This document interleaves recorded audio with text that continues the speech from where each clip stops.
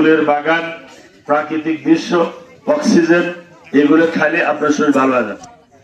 আর বাংলাদেশে রাস্তাঘাট দিয়ে হাঁটলে আপনার নাক বন্ধ হয়ে যায়, চোখ অসুস্থতা হয়ে যায়। এগুলো হচ্ছে আমাদের এই দেশ। আজকে 54 বছর স্বাধীন হয়েছে, আমরা গ্রামীণ রাস্তাঘাটও করতে পারলাম না। এটা আমাদের জন্য দুর্ভাগ্য। আপনারা দেখছেন 5ই আগস্টের পরে জামাত অফিসে পর্যন্ত 50-এর মতো রাষ্ট্রদূত আসছে, 63 জনের মতো বিভিন্ন দূতাবাসের বিভিন্ন এনজিও প্রতিনিধিরা এসেছেন।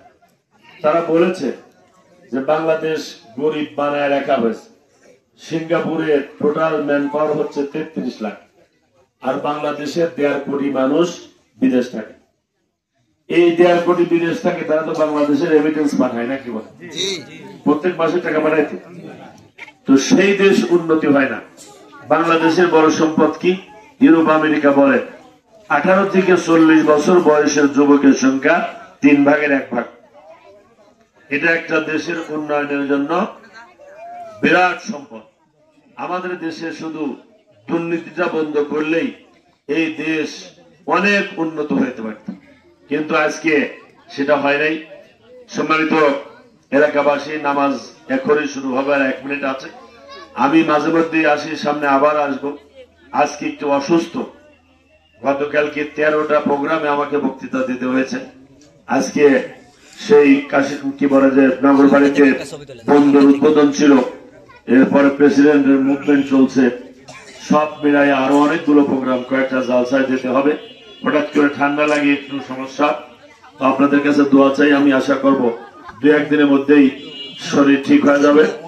আমি আর কথা লম্বা না করে আজকে এই বক্সিপুরবাসী এখানে যে পথসভার আয়োজন করেছেন, আমার প্রতি যে সমর্থন ব্যক্ত করলেন, এলাকার রাস্তাঘাটের যে কথাগুলো বললেন, এটা রাষ্ট্রের দায়িত্ব।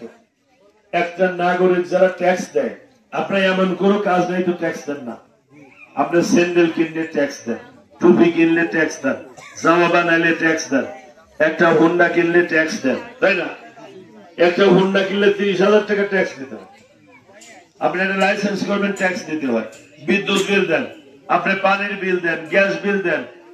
আর আমাদের দেশের রাস্তা করার ক্ষেত্রে দলে যোগদান করা লাগবে, তারপরে স্লোগান দেওয়া লাগবে। পৃথিবীর কোন রাষ্ট্রে এরকম নাই। মানুষের মৌলিক চাহিদা রাস্তা এটা করে দিতে হবে। আমরা সেরকম রাষ্ট্র গড়ার জন্যই আমরা চেষ্টা করছি। তো আমি যেহেতু নামাজের সময় হয়ে গেছে, সবাইকে ধন্যবাদ দিয়ে বক্সিপুরবাসীর সাথে সকল দাবির সাথে একাত্মতা ঘোষণা করে আজকে এই গভীর রাত্রে এই